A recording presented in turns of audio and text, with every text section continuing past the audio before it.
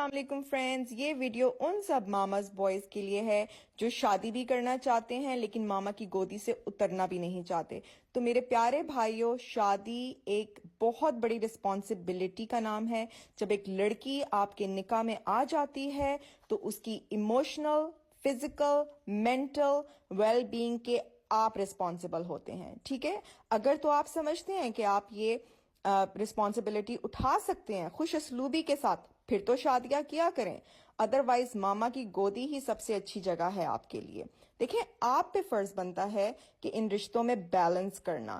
اگر آپ اپنی بیوی کو محبت، عزت، رسپیکٹ، پرائیویسی، ہر چیز کا سہارا دیں گے، بنیں گے، تو کسی میں اتنی جرت نہیں ہوگی کہ اس کے خلاف بات کر سکے۔ میں صرف جائز باتوں کی بات کر رہی ہوں یہاں پر۔ کچھ ایسے لوگ بھی ہوتے ہیں، کچھ ایسی لڑکیاں بھی ہوتی ہیں جو خود ہی سے بسنا نہیں چاہتی، میں ان کی ہرگز بات نہیں کر رہی۔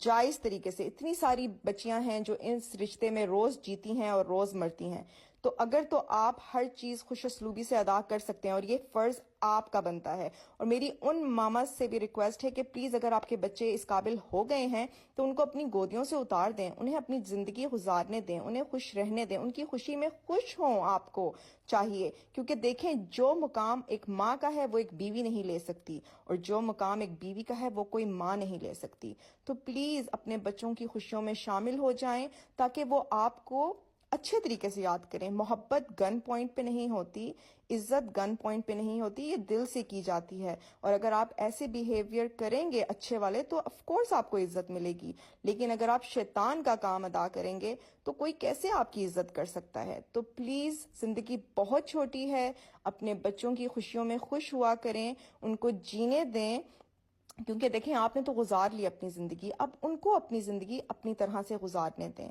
اس میسج کو دور دور تک پھیلائیں۔